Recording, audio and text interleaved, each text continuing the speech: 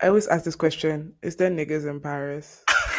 You always ask this question. Girls hostel this way, boys Boys are hostel still that that way. way, yes. Oh, If you go to thank Detroit, you you. get No, robbed. if you go to anywhere, they'll Norman. think you're the robber.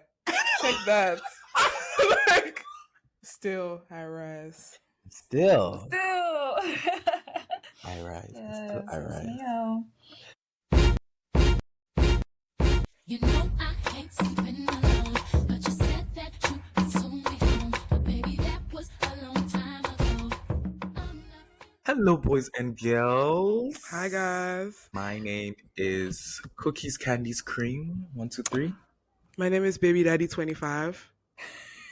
And you're listening to CVC Trouble. Hey!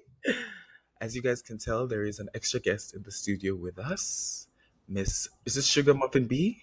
It is. It is. Today, guys, we are here with Miss Sugar Muffin B. But what is your actual name, please, for the audience to know? My real name Yes. is Bethany Sseruwagi. Nice to meet you, Bethany Sseruwagi. Thanks for joining us on the podcast. It's a job. Yes. Come here. We have a new guest. How are we feeling? Pretty good. Hi, Bethany. I just realized we haven't officially met. Or yeah, why didn't you introduce us? Well, I'm introducing you right now, What better platform than CBC Trouble?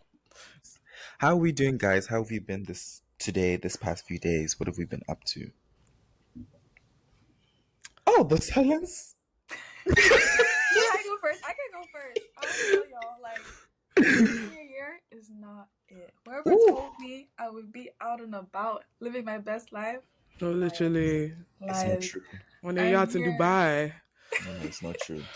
I don't know. I'm really tired. I'm enjoying my classes and everything, but it's a lot. Yeah. And you say you're in senior year? I'm a senior, yeah. Oh yeah, and it's you just think of today classes, tomorrow you're thinking, what am I going to do after grad? It's Usually I'm not even going on the bus because freshmen are asking me what my plans are. Ah, yes! And I used to be that freshman too. I'm walking to school. I'm not waiting people. And one thing we don't talk about is that senior year, I feel like especially this semester, everybody has one big thing that they're working towards. So aside from classes, you're either applying to jobs, writing your MCATs, writing your LSATs, doing research. I feel like it can be a bit isolating sometimes because everybody just has that one thing they're really locked in towards. If it's grad school, if it's research, it's my goodness, I was just a young freshman yesterday. Exactly. What happened? Oh my days. Comment, what about you? What have you been up to? School projects. I just wrapped up summer research project. So I had to do a presentation for that in front of the person who gave me the money to do research. So that was fun. Yep. Thank you so much. Honestly, just looking for a job. Job seeking is so wow, it's so sucking. I'm drained. Yes. But literally. Yeah. It's a workout. I believe in you. Hopefully. I believe in you. God will pull through. I think I've been the same way. I've just been trying to keep everything afloat, keeping my mental health afloat, physical health, going to classes, my spiritual health. I think it's all of those things that have been hard to keep up. But hey, I'm here with you guys. So Yay. I'm happy to be here. Okay. So wait, quick question. How do y'all know each other? Ooh, let's go into that. So I think we have a lot of common friends. Yeah, we have a lot of mutuals. Mutuals, right? And I know Abba, for example, she was my really close friend in high school. Beautiful Burkinabe. Mm-hmm. So pretty. Right. So sweet.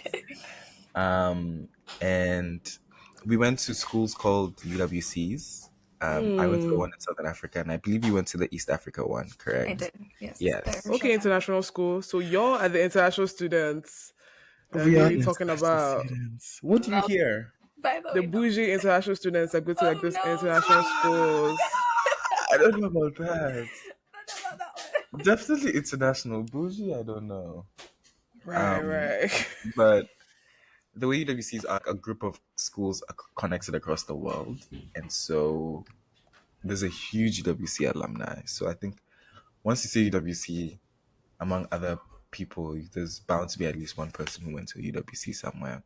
So I think I myself just seeing Bethany's presence. I feel like you're so big on OU campus. It's hard to miss you. No, don't So even say am I gassing you up? I have so many mutual friends. Okay. Like Tati, Daniel. Yes, that's true. So yeah. Yes. And then I saw her TikTok one time too. I thought it was hilarious. And so I can't remember which one I saw. I think I saw one, and then I also saw the Sinners one that you had posted. I was like, that's interesting. And yeah, invited her to a podcast, and here we are. And she said yes. She could have easily said no too. Oh, I'm said excited. yes. She said yes. I would like a ring. I would like a ring. I would ring, a ring. I'm crying. Okay, Bethany, thank you so much for joining us again. Of course. We are going to pivot into really quick rapid fire. Okay, just to get a sense of who you are before we actually dive into the meat of the interview. Feel free to give us really short answers or to explain as needed, but don't feel like you need to go into depth with every question. Yeah, Okay. because like I feel like on this podcast we like to see you and then we see trouble. Hey! Period. Well, yes. So feel free to give us as little as much as you want to, and then we'll get into it.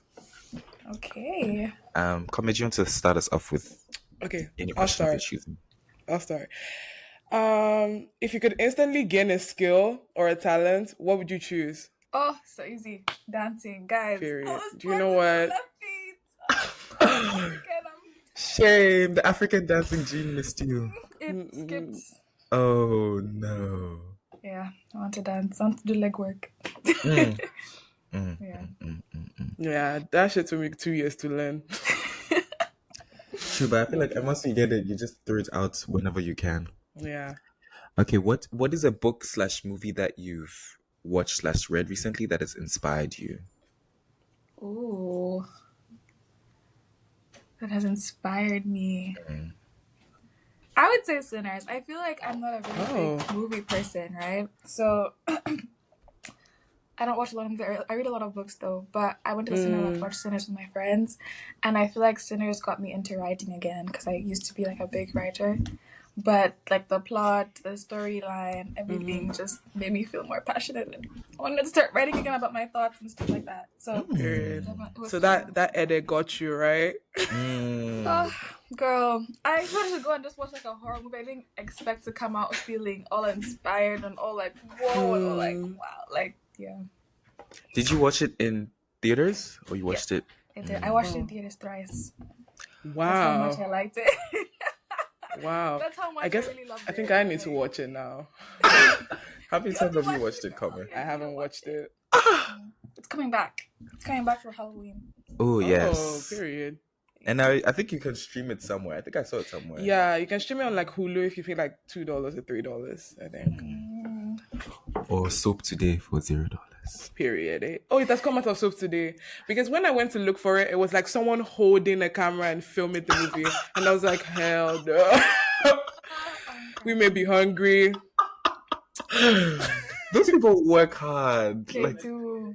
3-hour movie, you're holding a phone. literally to get paid. I hope they get paid. I don't know. With the ads. Okay, Bethany, who is your favorite on-screen love couple? Or book couple, if you say you read a lot more. I don't know. Couple. On screen. Okay, I'm just gonna say this because I was rewatching the series. I don't know if they're my favorite. Okay. But Queen Charlotte and George. I had a feeling you were going to say that. I don't know Really? why. Stop! I had a was, feeling. like, watching edits yesterday. Yeah, real. I was like rewatching the show. I was just like, dang, like okay, this is really like through sickness and health. Like, Literally. Like, yeah. Literally. that's a good one. Okay. Who is your favorite artist? My favorite Like artist music. right now, Thames. Yeah. Period. Yes, She's my queen. I love her, and the day I get to see her live, it would actually be Bro. over for everybody. Will you pull your shit? Definitely. I'll still maintain Steve's a little See? bit. See, I asked this because I saw this video. There was this guy actually that Ayeyi knows, and he like does social media. He's a streamer, and I was asking Ayeyi since he knows him. Oh, like is he single? Da da da. And then I swipe and I see a video of him, like Ashake was singing to him, or like they were singing to each other, and then he took off his shirt, like, and I was like, nah. But you know, Ashake was singing to him like it was like, you know, a 1-2-1-2. He was sitting in VIP. So I was like, okay, I can see the appeal, but off your shirts, okay, I don't know about that one. I don't know about that one. I don't know about that one. Yeah, no. But if Thames calls me on stage, I You, will lose composure. but will you off your shit? I will lose composure. But will you? That's not the question. If Temilade calls you on stage, will you off your shit? I just apologize for the man I'm going to be if she does do that. At least you told us in advance. Yes, I'll just leave. No, literally. Oh boy, Okay. oh boy. So, who would you say is like your favorite Ugandan artist? Ooh. I'm laughing because the only artist that I have listened to lately is the guy who was like, Inawa. Wow, present dad. No, that's a good Present answer. dad. Him and his dad are in Dubai right now. And I'm like, Ah, Really? so beautiful. literally, they're in Dubai touring. They're little, Dubai. little dance. So, literally, I met someone the other day. They're from South Africa, and I was walking on campus, and like they could see my bracelet. They're like, "You're from Uganda." They started doing the Wawa dance in front of me on campus. I was just like, That's I'm crazy. crying. But yeah, that's what I can think of. I really wish I listened to more Ugandan music, but I mean Joshua Baraka. I was just about to say that's the one that Kenyans I keep know. claiming him because apparently he's Kenyan, but Joshua Baraka is doing a really good job. Actually. Yes, I was about to say that's the Ugandan artist that I know that I think he makes really he's good doing music. very, very well. I feel like you saw him live. Is that correct? No. I haven't yet. No. Loading.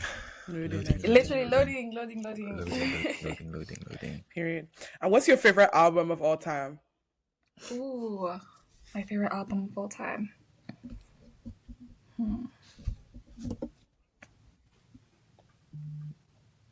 Do you guys know Gabsy? Yes. Yes. I love Summers so much. Period. Yeah, it's such a good album. So, yeah. That's very UK coded. Really? Is it? Yeah. Guys, I followed Gabsy when he had like 10K followers, like 8K followers. Period. And then Yeah, Wow, you built that OG. shit brick by brick. literally, I'm the OG. And like he got famous like overnight. I don't even remember how he got famous. And then everyone started listening to his music. I was just like, wow. And he never came to Uganda until last year, but I was here. But I flew to New York to see him. So I was really happy to do that. Come on, Yeah. OG, flew to New York? Well, yes. I had to, guys. He was my fave for so long. Really? So long. Yeah, he makes really good music. That's a good one. Okay, let me ask a question too. What is your go-to favorite meal or a meal you cannot live without? Ooh. Pilau. Or like rice and like stew. I don't know, guys. Like when I came to the US, I feel like they don't eat stew as much. Like stew, we Yes. we eat it. Yeah. So I miss it so much. Yes. So like rice and stew, guys. That's a Like good I have rice some and in the stew. fridge. I'm gonna eat after this. Yes. That's such an Invite- African invite us thing, over. though. Having stew in the fridge. Yeah. And having It's multiple. like it gets better over time. I don't know how It is, does. but yeah. And you could just keep making rice. I think we had rice and stew last night. Yeah, we had rice and stew last night. What am I gonna eat this morning? Rice and stew. Maybe this night I will do stew and rice. Maybe to switch it up. Oh, actually, I have a question for you. When you eat your rice and stew, do you eat rice on the side and stew on the side? Or do you mix it all together? I mix it all together. Period. Yeah. Because why are you eating it separately? Like, why can I taste rice one part of my mouth, stew the other? No. You might as well You're eat. eating dry rice. No. You might as well eat jollof or pilau at that point. No. You're eating rice and stew. You take a bit of the rice, you take a bit of the stew, and you mix it in your mouth. No. No. Oh no! So you guys mix it up like a big pot of cauldron, like a witch's brew. You just No, mix it like all when together. they're serving the rice, you put some rice, you put some stew, and then you're eating. You lost me there. Lost me That's there, so but it's Remind me of okay. that 50-50, 80-40, I don't know, of the stew and the rice. Yes, that's another thing. I think I lean towards more stew than rice. Oh yeah, me too. Same. But yeah, More meat than rice too. Because yes, why you giving me 2 pieces? Hello. clock it, No, clock literally. it, clock Ever it. since Clock like I started living on my own and cooking for myself, so I will pack 5 meats. it. Yes, because we have free will. Ah, Yep. I don't need to suffer. I'm already suffering. Okay, what would you say is your favorite holiday? Ooh, okay. So I have different ones because now I live here. At home, I would say Christmas is my favorite holiday for sure. When I'm here, I would say the summer break is my favorite holiday. Yeah. Well said. Actually, well said. Fully agree. Is there a social media trend that you are loving right now?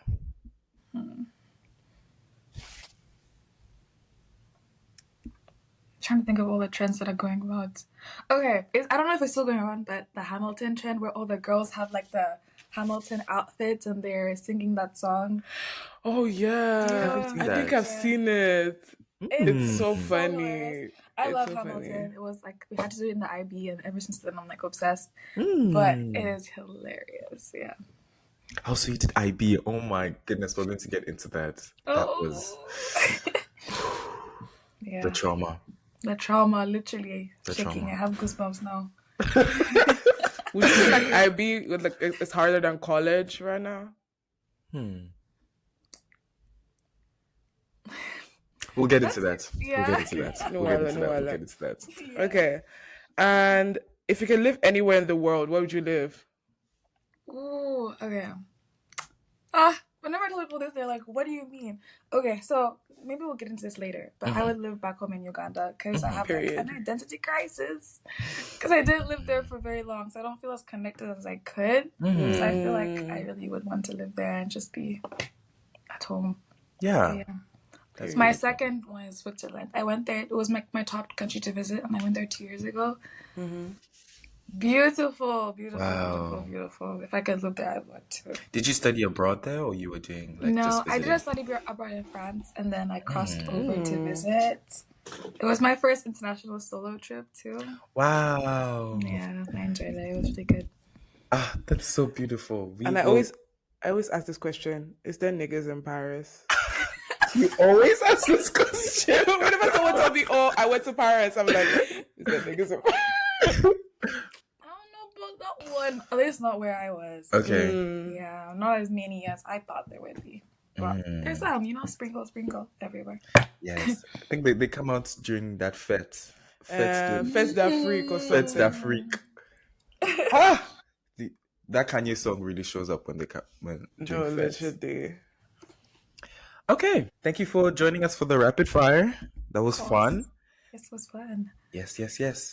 I think we will really dive in now into questions. I think the last question was a good question to segue off of. Where would you live in the world? And you mentioned Uganda.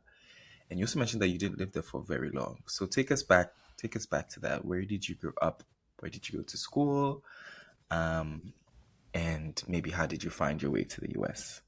Okay, awesome. So I was born in Uganda, but my parents were missionaries, so we moved up around a little bit. So like ever since I was like 6 months, 8 months, we were in the US back and forth and whatnot because my dad had a lot of friends here, specifically Texas.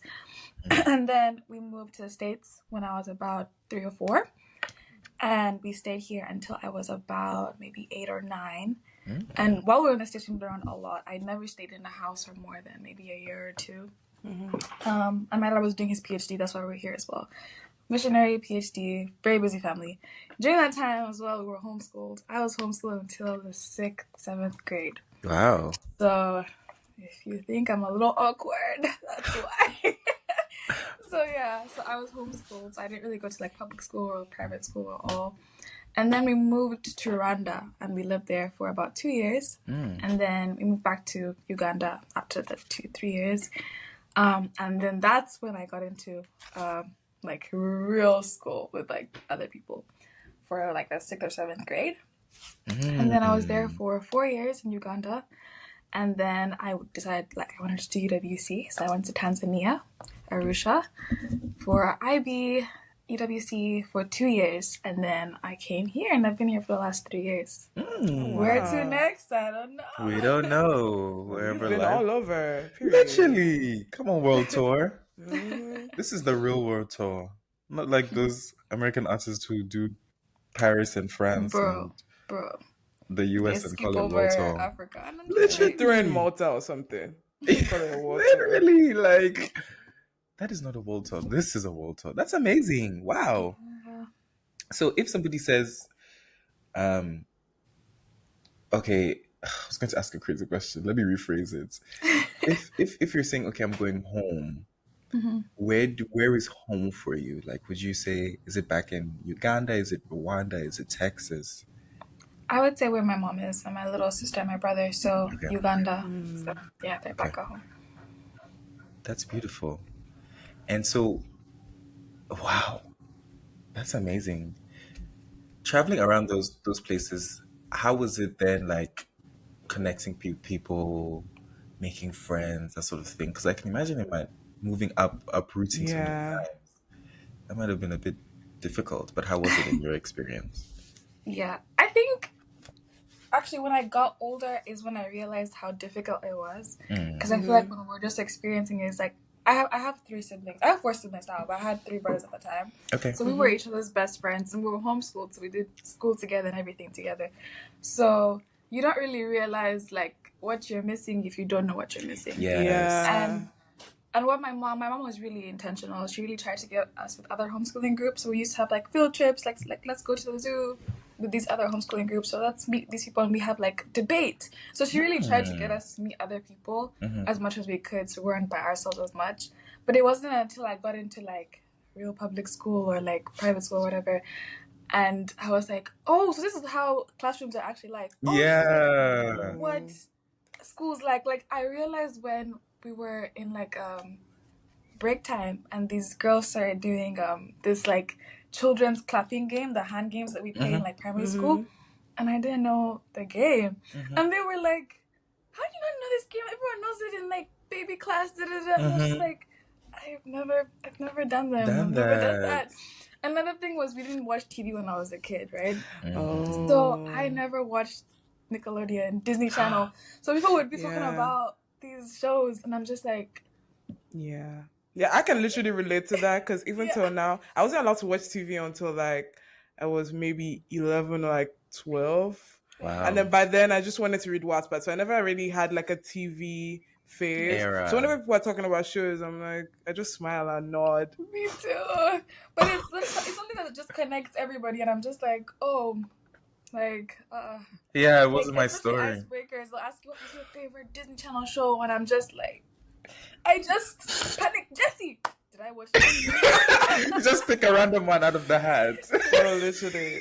Because I've only watched like maybe 2 episodes of Jessie because someone told me what it was. And I just, have you watched Jessie? Yeah. Yes. Oh my days! Wow, that's. So you guys never grew up on like Disney? You never grew up on Cartoon Network? Oh wow, interesting. Okay, so then what did you do for fun then? Like, if it wasn't shows, was it just like what did you do then? My mom is a big book person, so we Okay. used to read a lot. Okay. She was like that. She was the parent who would make you read a book, and you had to write a book report after. Yes, Yeah. my parents were like that too.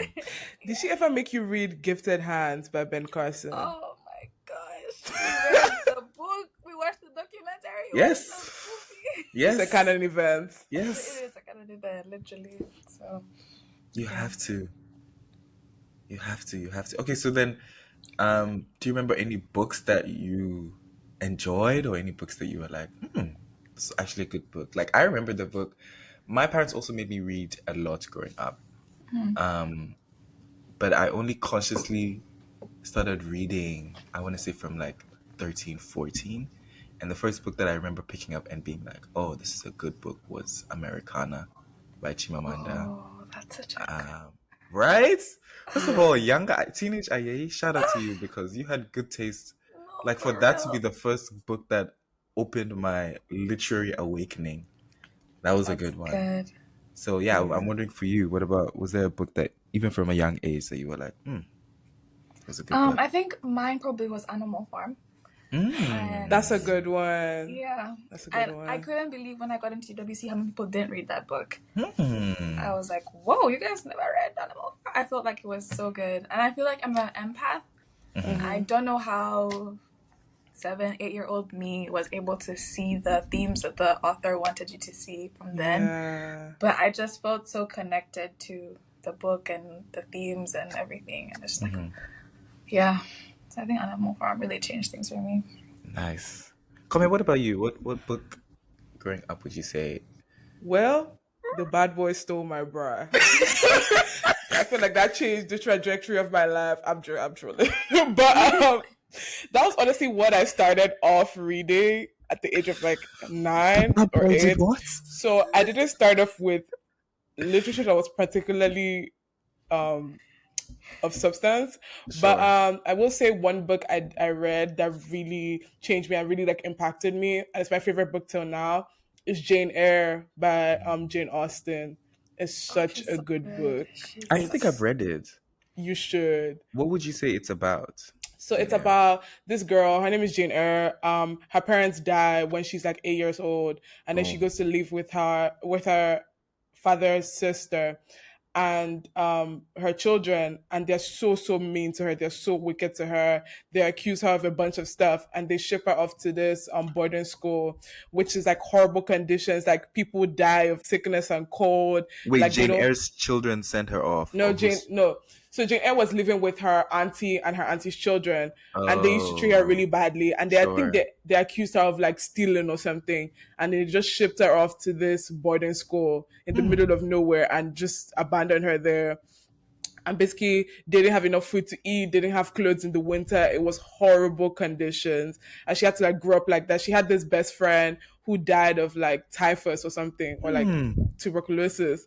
And then it's just her dealing with that grief. And then she grows up and then she becomes a governess for this rich man. And she's living with him, raising his, like, teaching his child. And then she falls in love with this rich man. His name is Mr. Rochester. And then after they fall in love, they're about to get married. On their wedding day, someone objects and it's like he has a wife. And it turns out he does have a wife. And the wife lives in the attic of the same house that they live in. And it turns out they thought that the house was haunted, but it turns out it was just the wife. She burnt the wedding dress. She did a bunch of stuff to like Jane Eyre and Mr. Rochester. But yeah, so they couldn't get married. They broke up. It's a whole thing, but you need to read that book. It's good. And that's the first book that was like, yeah. I read it at the old age of 9 years old. that's powerful. Yeah. Hey, Sister Jane. You need to read this. I'll put it on my list.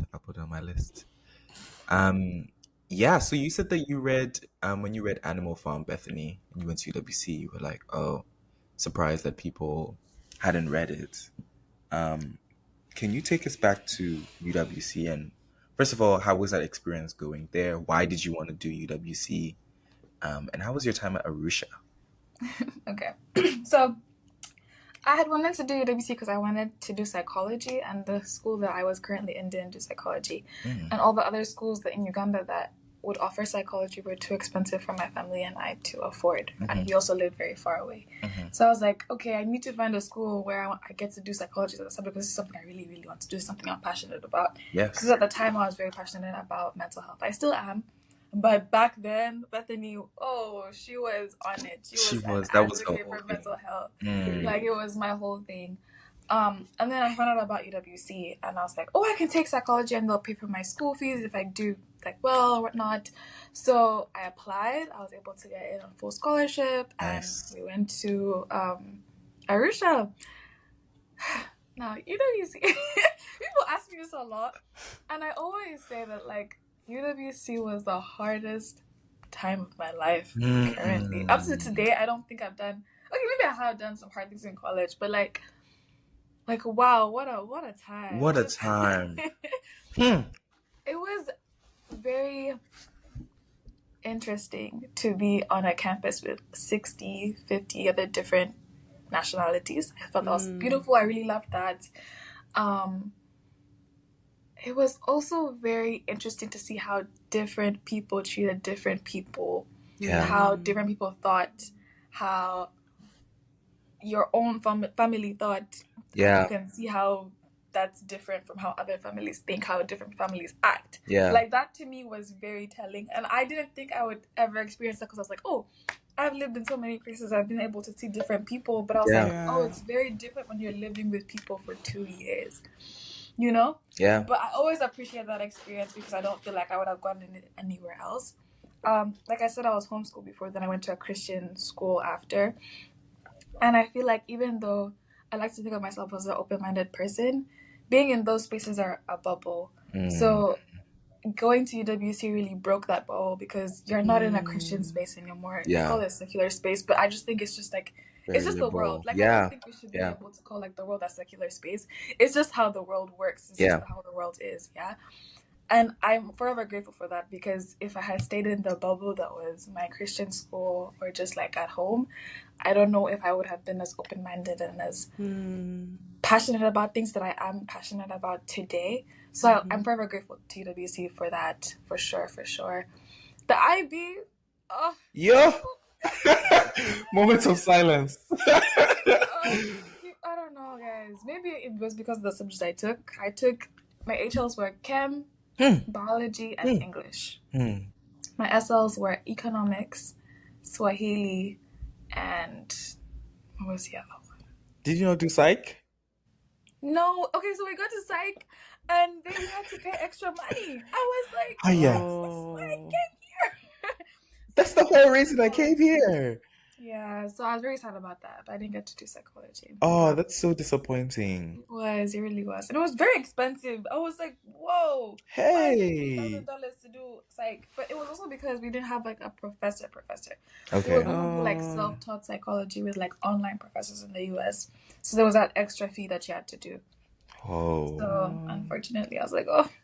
But also it's because when you apply to UWC, you don't know which UWC you're going to go to. True, yes. So like, I didn't even know I was going to Arusha. Yes. Until I got into Arusha. So it was Yes, also like, yes. Did you have to give preferences? Like what? Yes. Mm-hmm. So funny thing is, I didn't even really know about UWC like Arusha Okay. when I applied because I'm actually the second year that graduated. Yeah. Only 1 year before me. It's really new, yeah. It's really new. My first choice was, my mom was like, you have to stay in Africa. So my first choice was in Eswatini. So yeah. Sorry, not Eswatini. Yeah. It's Eswatini, right? Yes. That was my first choice. And then my second choice was, I wanted to go to Europe so badly. So Italy.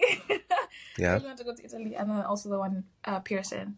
So those are my top three. And then Arusha or UWC South Africa was my fourth option. Because I didn't really know much about it. There wasn't that much information about it online. So I was like, oh.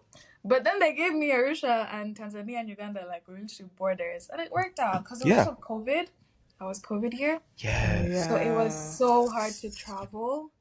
So we're just really blessed to be able to. It was a lot. We had to take a bus to the border of Tanzania and Uganda, a small plane from one corner of Tanzania to the other corner, Wow. and then another plane and another bus to get to Arusha. Wow. So it was COVID. Yeah. COVID did a number. Oh my days. Like I remember I went to Eswatini, the one in Southern Africa. Yeah. And we had the first year I think we were like half of the year we were on campus. So I started in 2020 and 2021. And the first half of the year we were on campus. And then from there we went online. And then we kind of came back 2021. But when we went online, people just slowly started dropping off. Because it was hard. It was hard to go to classes online, hard to do all of your classes over Google Meet, Zoom. And especially the people who had large time differences, like the people living in India and in the States, like South America, like you could just slowly see they were dropping off. and then they started like moving to other UWCs.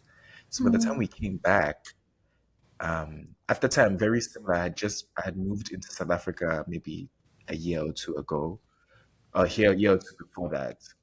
So I was also fortunately right next to it, not right next to Eswatini. But by the time we came back, oh my goodness, it was like half of our class was there. Like so many people had decided to move on to other UWCs and things. So COVID really did a number. My goodness. It did. Oh, I was even just recently looking at videos of myself in COVID. Um, the COVID wait, Oh guys. Lord. Whew. Yeah. Like I remember I couldn't even fit my uniform when I was going back to school. Yes, So yeah, that was crazy. yes. And I think I didn't realize how big Big? I had gotten till I was back on campus, and I was like, "Whoa, who is this?" In the mirror, it's not me. But I feel like COVID was either the best time or the worst time in your life, Or both. you know, because I know some Or people who both, like yeah. locked in, started working out, that sort of thing. Um, yeah, that wasn't my story. That was the best story. But would you say you enjoyed UWC? Like, were there moments that you can think back and be like, think I was, I think I liked that part of UWC. Oh yeah, for sure. I Yeah. really liked meeting all the people I met. For sure, the people were great. Because again, I had only been in like school for like 3 years prior, 4 years Yeah. prior. So this was just like a really great experience. Yeah. So yeah, I loved our cultural days. I loved having the opportunity to volunteer more. I did that a lot in UWC. Yes. So those were like my favorite parts for sure. That's Yeah. beautiful. How was it in that adjustment? You mentioned it briefly, but moving from the bubble of,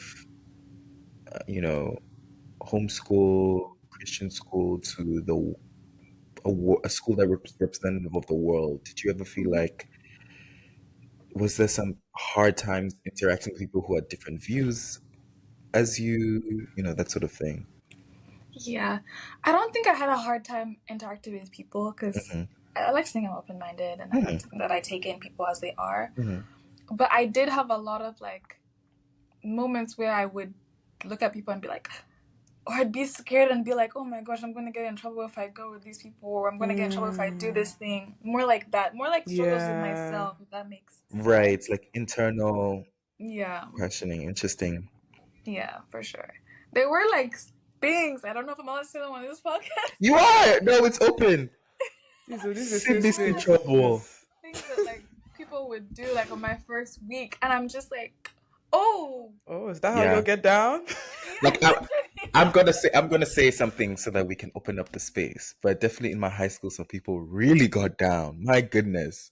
There was one time this this couple, apparently, but they weren't like official, but it was kind of like people knew they were together. They were caught doing things. So my high school is on a mountain, on a couple mountains. So they were caught in the dead of night together on a mountain because the headmaster was doing rounds, was going for his nightly walk. No, it wasn't even him, it was his wife. And his wife was doing nightly rounds and she heard like ruffles in the bushes. So she was like, what is that? So she pulls out her torchlight, she shines her light, and she's like, and she sees them together. Oh my God. She sees them together and she asks for their name, and I think they gave her fake names or something. Baby Daddy 25.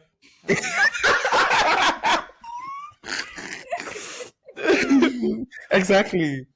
They had baby and daddy 25 in the bush.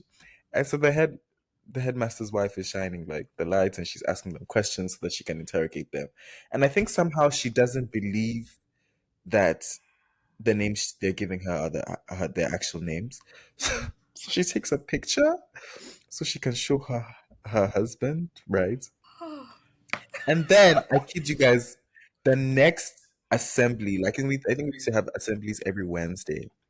The next assembly, the headmaster announces, let's call them baby and daddy. She's like, baby and daddy, please speak to me after this assembly. And during that assembly, I think they had given a talk about, sexual awareness, wrapping it up. And he made a very like subtle, not so subtle comment. He was like, and don't do it in unfamiliar spaces like the bushes or something. And then after that, he was like, okay, and then can baby and daddy please speak to me after this assembly? Boom. And God, It's that like was the just pastor. It's like the pastor in church using your problems to preach. yes. Mm-mm. Using your business to use to do a Oh, sermon. literally. Your testimony becomes a sermon. Somebody say power. Power. Power. So yeah, that was my UWC. Yeah, I also have a crazy. Yeah, I already knows my high school was interesting. Yours So was I went interesting to a Catholic boarding school in the middle of like, should I say the jungle or like the bush in Nigeria. So this happened in my SS3, so my final year, Mhm. right? They had installed cameras in the classes, but like we all thought they weren't working because I don't know. We all because they actually were working. They had been there for like months and like they Sure. hadn't been used. So we're like, okay, the cameras don't work. So these two people decided to go in a classroom and do the do. So so it turns out at that moment someone was watching the cameras and then the security guard comes and like stops them like in the act. And then I would have to kill myself. I would actually yeah, have to so edit all this is not that. where the story ends. So the security guard like stops them in the act, like was It talking to wasn't us, it them, was AI. and like other people were like around. So like obviously they found out. Next thing you know, the news started spreading, so everybody knew about it. So it turns out after that, when they thought like they had gotten away with it, like they had gotten away with a warning, they called them into the vice principal's office and they played them the tape. Yeah. Oh my God. Is this you? Look at the screen. Yeah. And like obviously Look at the screen. this was a Catholic high school, so like they wanted to cover up everything. So the next day at the assembly, they're like, "Oh, I'm sure you all already know what happened. We're not going to mention it. Just don't do that again because the cameras will capture you." Yeah. So, we need So to crazy. get like a headmaster on this podcast because I feel like they see a lot of I things. No, think they literally. do. Oh, I yeah. think they do. Bethany, do you have any Mm-mm. crazy stories like that? Okay, picture Bethany, right, Mhm. from this Christian school. Mhm. She's going to like the common area. Oh my gosh, I don't know if this is common among like African like boarding schools, but our boarding school was co-ed. Yes. Yeah. Yes, so boys and girls lived in the same dorm or the same houses. Yes. So Oh, they did or they so didn't? we did. Oh, you did. Ours we had so- separate. Oh, us Oh. girls were still this way, boys Boys were are still still that that way. way. Yes. So it was okay. So they were like bomas, like Yeah. like circular things, and on the left side, was the boys, and the right side is the girls. And then Mhm. at night, they lock all of you up together. Okay. Yes, that's how So you ours can was. just come out like in the common area, which is like the grass and the kitchen. Boys and girls, they don't even know because the teachers live on the other side outside. Mm. That was interesting to me. My mom was like, "How do you live with boys in the same proximity?" Anyways, I was going to go get water, and I see people on the table. And I'm seeing someone chopping something that with like a card. And I'm just like, that's it. I get my water. And then I'm just seeing someone. And I'm just like, Oh. oh. Did no one tell you this was an all-white party? So I'm just like, wait a minute. Whoa. Wait a So minute. I turned and then they're like, yo. And I'm like, no, they've seen me. And they're like, oh, you're a newbie, right? Da, da, da. And they're like, do you want some? I said, holy blood of Jesus. No. Thank you. No, thank you. No, thank you. I'm good. No. Went back. Did I ever go at night to get water again? No. No. We may be thirsty. But we can manage our first. But that was like the second day I was there. And I was just like, whoa, what is happening? Second day? These were like Okay. the year before us, so they were second Sure. year. Yes. So they had been there for a year prior, so Yes. you know they were used to everything. And they were like the first class, the OG class. The OG class, yeah. Oh. Yeah. I don't think the person actually finished UWC now that I think about it, but that was a That'll do it. moment. Sounds about right. Yeah. Okay, so would you say there was a harder transition to IB/UWC or from IB/UWC to college? I think to IB/UWC. I think IB really prepared me for college. Like both like socially and academically. I feel agree like with my that. first year was really good. Like I knew how to study, I knew what to do. I didn't feel like after you've done the second year of IB, like first year of college is not gonna stress you as much. For I agree. sure. I fully agree with that. Okay, so then take us to college. Where are you in the States? Like which college? I am in Oklahoma. Oklahoma. Period. I'm at the University of Oklahoma. So, Yes. yeah. And what are you studying there? So my major is microbiology, and I'm doing a minor in data analytics. Okay, STEM. Period. Women in STEM. I know that's right. Yes. What made you want to study microbiology? So I actually came into college chemistry and biochemistry, so I was going to do a double major in that. And then I realized I hated chemistry, which I should have known because I hated chemistry in UWC, but I wanted to be a doctor so bad. I wanted to do pre-med. And then I was like, nope, I'm not doing this chemistry stuff. Let me do biomedical engineering. Get into biomedical engineering. I'm looking ahead and I'm like, all these math courses, I cannot do calculus for. I'm sorry. No, thank you. Like, are you all engineering? Yes. Yeah, we're both I'm like, I don't engineering. know how y'all do it. Yes. Like, We don't know either. At least I don't know. Because something so interesting is that I've taken all 4 calcs. Calc 1 was the worst. Yeah. Till today, I don't know what the limit is. And I'm about to graduate. So, yeah. And also, the chemistry thing is so raw because college chemistry, Jesus. Did you ever have to do organic chemistry? yes, I did the organics, and then I'm doing biochemistry right now. So, yeah. Girl, how's that But- treating you? Girl, literally was up before church studying. I had to get some stuff done. It's a lot. And my professor is the professor who's like, I'm going to like make it really hard so you guys pass the MCAT. I'm like, I'm not even taking the MCAT. MCAT. Exactly. But, Lord. yeah, we're just pushing through. Yeah. See how it Yeah. goes. Yeah. But yeah, so then I realized I can't do up to Calc 4. No, sir. Yeah. So then I went to my advisor. I was like, I don't want to do biology because I've done biology my whole life. I see the classes don't interest me. I'm not going to do biomedical engineering. Like, what can I do? And then she was like, what about microbiology? And I was like, oh, what's that? And then she was like, oh, it's like biology, but she's studying microbes and, smaller particles and smaller stuff. I was like, okay, I've never studied microbiology before. Let me try that, something new. And forever grateful for that because I love my major. It's been amazing. I love It's my beautiful. classes. Very unique classes.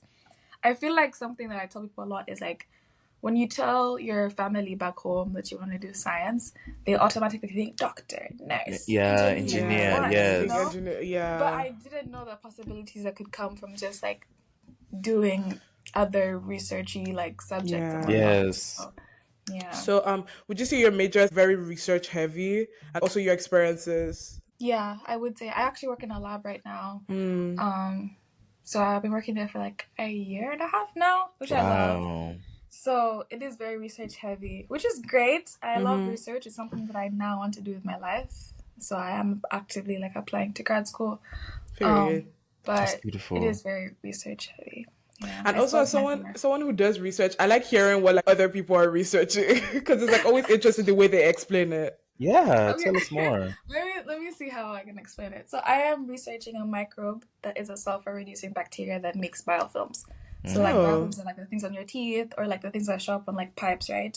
So we're doing environmental microbiology. So we're just very interested in how this microbe makes the biofilm on the pipes. So my specific project is seeing how calcium affects that. So I recently found out that calcium, when you remove calcium from like the media or from the environment that microorganism is in, it no longer forms biofilm. which is very interesting and very good for like, let's say, companies who would like not to have biofilm on their pipes and whatnot, because it ruins, it costs so much, it's very like costly and whatnot. So that's what I'm doing right now. So environmental microbiology is not something I thought I would do in my life. It's not something I want to do now, but it has taught me a lot. Like, we're here making mutants, we're here making plasmids and whatnot. So it's teaching me a lot about different little things, the genetics of microbiology. So I enjoy it very much. I also like talking about my other research project because I like dabbling in a lot of things. And because I didn't grow up in Africa most of my life, I told myself that whatever I do in college, I must make space to learn more about Africa and my culture and whatnot. So my current project in the history department, which is crazy, like microbiology history, but my current project in the history department is I am going around and asking different like NGOs in the Midwest and mostly Oklahoma that are started by Africans, how they started their organization and what they're doing and how they send money back. Because we have a lot of information on how NGOs started by like people who were like born here, like Americans or like Europeans. We know what they're doing. We know how they send money. We know how they get money. We know their mission trips, how they work, but we don't really know how they work for Africans and like the diaspora here, right? And it's very interesting to see like what's their motivation. Like, why would you come from Africa and you come here and you're sending money back or you're sending support back? How do you even do that? How is that different from somebody who was born in the US? So that's my actual like project here that I'm doing. So I enjoy it very much. It's very different. It's like kind of like a podcast because I'm doing oral history because I'm interviewing a lot of people. Beautiful. I feel like I have a very similar research background because I also do like two different research focuses. So like one of the things I do is like engineering research. So I study different processes and different optimization algorithms and see which algorithms would be best for which processes. Obviously very engineering heavy, very coding heavy. And then I also work with a research team called Violations Against Indigenous Africa. So we work with different marginalized like communities within Africa and basically talk to them, like see like civil rights abuses, environmental rights abuses. We document their cases and like we put it in our website. And then we also try to build relationships with the NGOs and also the communities and see how we can get them help and get them more publicity and stuff like that. So wow, let's go. I know that's right. I love seeing women in big spaces. That was not performative male, guys, I swear. I really do. Where's your matcha? You have the wired headphones. Yes, Period. but I have a durag, so it cancels all. That's beautiful, guys. Beautiful.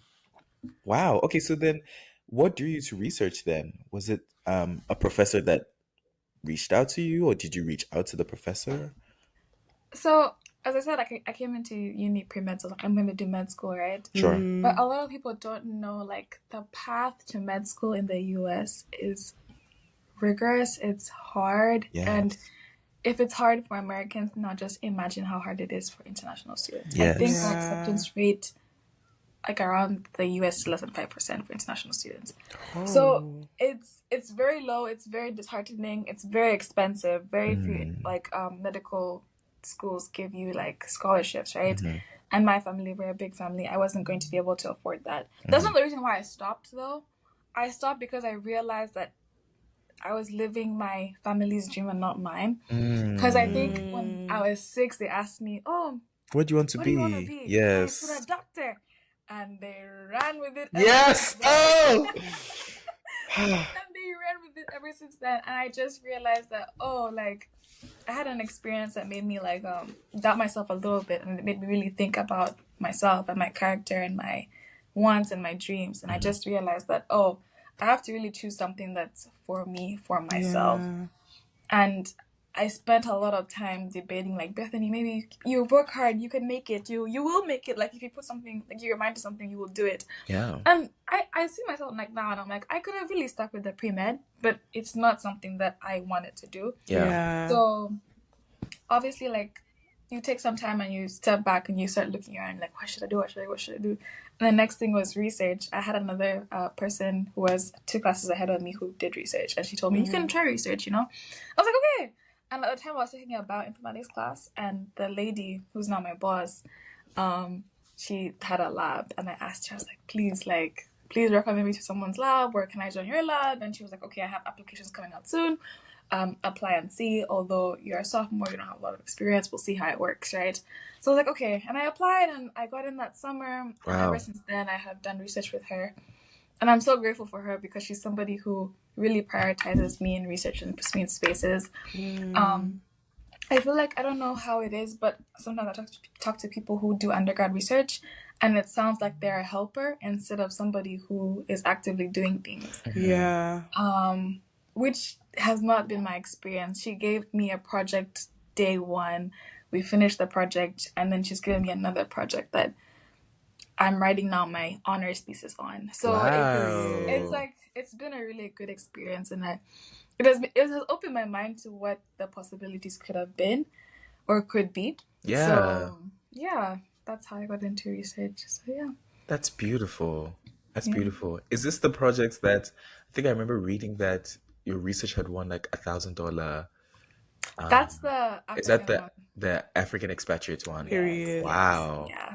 That is amazing, Bethany. Congratulations. Thank you. I appreciate that. So, okay, so now my question is, with all the amazing things that you're doing, how do you balance that with school and also still having a life? Like, That's a life?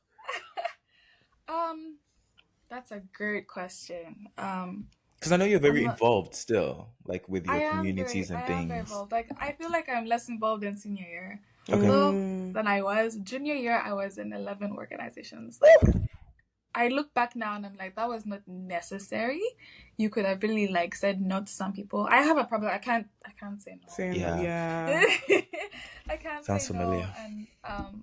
And I really love, like, everything I do. I love doing it. I love as I'm in a lot of African orgs. I've been in exec for a lot of African orgs here at OU, which I have loved. Can you name a few of them for us? Sorry. Yes, so I'm in the East African Alliance right now. Nice. I was in AFSA, which is like the African Student Association, African Women's League. There's another one where we did debate that I was in for a little bit. But primarily right now I'm focusing on East African Alliance. So yeah. And then I'm in other leadership organizations on campus. I was in women's health advocacy, which is really cool. I really love the org. We were giving out free sanitary products on campus because they're actually so expensive, guys. I feel like people don't know how expensive Literally sanitary products are. So to be able to be part of an organization that gives free ones on campus, amazing. That's Loved beautiful. it. So those are some of my favorite orgs during university too, that I feel like I really made an impact, really did something. So yeah. Yes. I love that. Okay, so then back to my original question about how do you balance that with school and the 11 orgs? Hey! Not anymore. 1, 2, thank 3, God. 4, 5. I can't even 2, count. 3, 4, 5, 6, 7, 8. Thank God, not anymore. Okay. Google Calendar is your best friend. Mhm. That and I would put reminders like 20 minutes. Yeah, that's how it would go. Oh my God, that was perfectly timed. What? That's how it'd be like, Bethany, you need to be walking here, you need to be here, or you need to do homework. So that was something that I really had to like organize for myself. In terms of social life, I feel like unfortunately I don't really have a great one. But I think what helped me is that I made the orgs a place where I can socialize with other people. So let's say if EAA is having a karaoke night, I make sure I'm reaching as many people as possible, saying, hi, how are you? Even though that's my job as like whatever exact position I am in, I'm still socializing with people so that I still get that little, interaction with people. Yeah. And then honestly, guys, just calling my mom and my brothers, I feel like that was a So big important. thing that motivated me, and just like, okay, Bethany, it's okay. You can keep going. You can keep doing this. Like, Yeah. There's this thing that my friend told me. She's from South Africa. I can't say it in her language, but it's like, I am because you are. Yeah. And I feel like Ubuntu. truly I am because of them. Like, even though like things were killing me, I felt like I wasn't balancing stuff as well as I could. I felt like they were pushing me to do the best I could.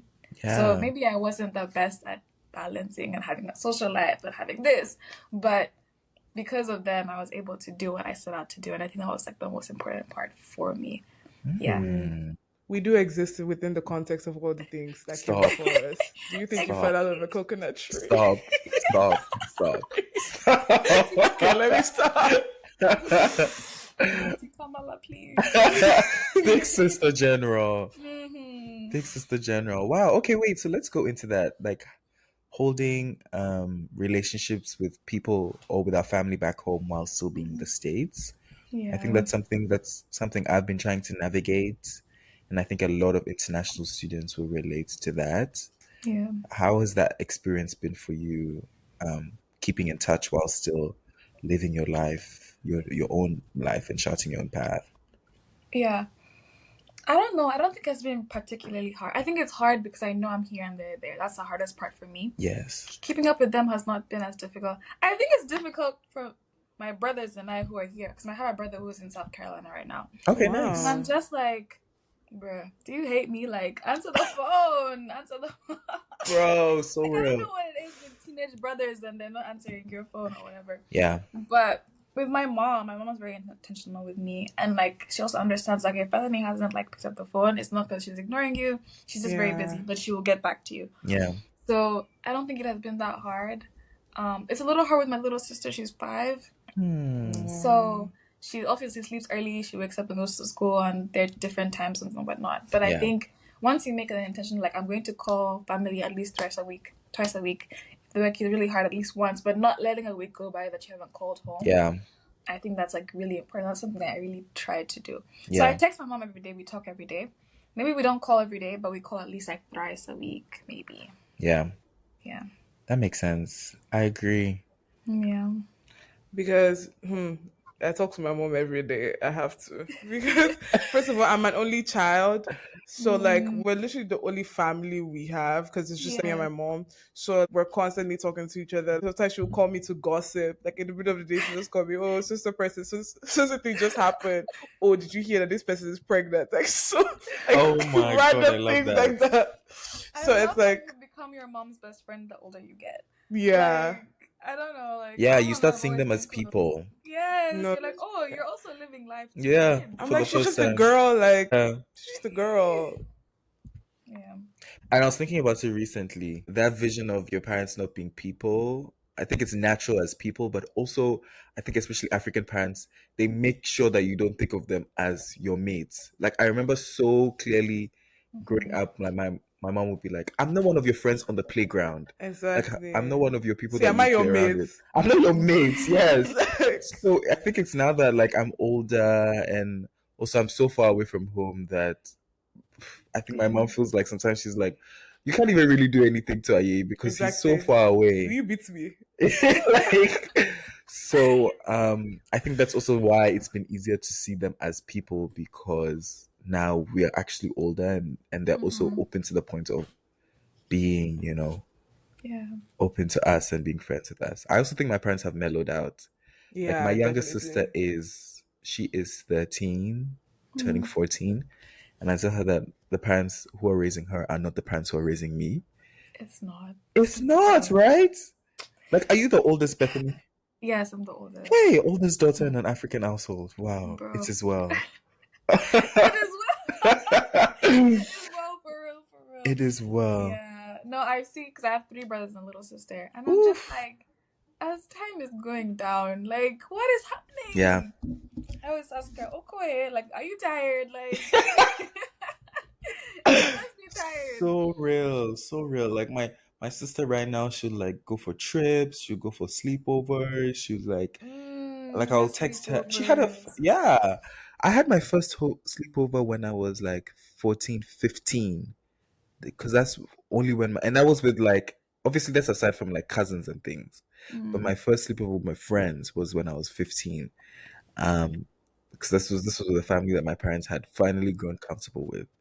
Yeah. But my sister, right from when she was like 8, she was sleeping at other people's houses. It's like I think my first sleepover was 18 because I pulled out the card that I'm an adult, and she was like, "Kale." you got it. I was just like, okay, I have nothing to say to that. Wait. Yeah. Okay, so I wanted to backtrack to the involvements that you had done.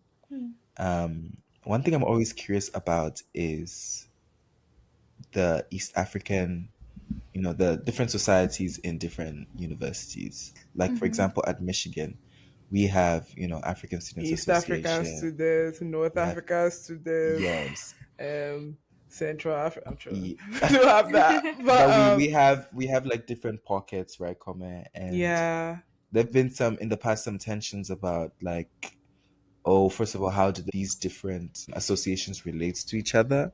And two, in the wider African Students Association, some people were feeling like, oh, they're not being represented in the African Students Association. Some people will say that it's giving West African Students Association it's given Nigerian Students Association. and not, representative of the entire continent. So I'm interested to know about how it is at OU, why there's an East African Students Association and an African Students Association, and how the two sort of interact. Relate to each other. Yeah. Yeah. So I would say it was the same thing. Like our founders, because I was fortunate enough to come when like EA is very young. We're like about 5. Okay. So, that is exactly what the problem was. We didn't feel very represented by the African Student Association. It felt very West African, and not even just West African, because I would say West Africans wouldn't feel represented. They felt it was very like Nigerian, and it was like we just felt like we needed another space where we could have our culture represented. Oh, Because like even when we yeah. would have like days where we're going to like represent our cultures, it just didn't feel like we had the space to do that. Yeah. And I think another thing that EAA does that I don't know if any other organization on campus does for like the culture orgs is that we're very big on impact. Okay. We're here in America, yes, but we haven't forgotten that we come from other places. So we want to make sure that we do things that contribute to East Africa. That's So beautiful. every year we do like this very big project to like a country in East Africa. Last year we made, the year before we made a handbook because I was the impact chair for like young adults in Uganda where they were able to learn like soft skills. So soft skills like, oh, this is how you tie a tie, or this is how you go for an interview. These are questions that they could ask you, or this is how you prepare for this and this, like stuff like that, right? Which they may not get like in a classroom where you'd have to pay for that kind of skill, right? Yes. But they just out in the career center for free. So we were like, we can just give this to you guys and make a handbook for you guys. And it was very helpful. The organization that we worked with, they loved it. This year we might work with the organization. Last year we worked in Ethiopia with another children's organization with girls. So we really try every year to do something that gives back to the continent and especially East Africa. That's beautiful. That's not something that we saw AFSA doing. So that's another reason why we had to like kind of step away. We also, personally, I feel, say we, but personally, I feel like AFSA's like a fun org. Like they do fun events. They do like parties, or they do like game nights and stuff like that. And EAA does that too. But we're also very big on, I guess, education. Yes. What is happening in East Africa? What is the political scene? Yes. What can we who have left our countries, because unfortunately, whether we like it or not, that's brain drain. What can we who are here do to contribute if we're not going back, or if we are going back? What does it say about our countries and us for being here when we could be there, or why can't we be there? We're the next generation, what can we do and move forward? So stuff like that was very important to us. It's very important to me, which is why I think the org exists by itself. In terms of like collaborating, we collaborate a lot with AFSA, so like we have forgotten them. But I think spaces where we remember that Africa is not like a country are very important. We have different cultures, we have different food, we have different music, we talk different, we look different. Yeah. And we can celebrate those all, but if we feel like that's not represented under one organization, I feel like people really do feel a need to like branch out. Yeah. Yeah. And that's important. I like what you said about having a space to have the parties and to have the excitement and to also have some intentionality. I think you need both for sure. Yeah. And that's important for us as college kids, for us as Gen Z Africans. That sort of It's thing. so easy for us to get carried away with like arguing over jollof rice. Yeah. And to actually forget that there's bigger things at hand, there's bigger issues we should be worried about. A lot of people know a lot more about whiskey than Davido than they know about what's happening in their country. Yeah. Or 100%, like the struggles people are facing. I feel like there's such a disconnect, especially like Africans who didn't grow up in Africa, like you That was grew my up next here. question. And I understand that like, you're not in the country, you never really lived there, it doesn't affect you as much per se. But I feel like Yeah. it's still important to like, remain informed and also create spaces where people who don't have access to this information can also remain Okay. informed. Yes. Yeah. 100%. Well Yeah. said. I was actually going to ask you this question, comment. And I think, when is the Nigerian independence? Is that October today? 1st. October No, 1st. it's this Wednesday. Well, yes. And I know that, I feel like this comes often, but I know that there's been some online discourse about Nigerians in Nigeria versus, not versus, but especially Nigerians in diaspora sort of glorifying the Nigerian Independence Day. Yeah, And people will just use it as an opportunity to wear a Nigerian jersey, play exactly. some Ojo Elegba or Iskaba and eat some Day. jollof rice and call Eat it a jollof day, rice. I you call it know, today. without necessarily like talking about actually what's happening in the country, like the realities of what it is to be Nigeria in Nigeria now.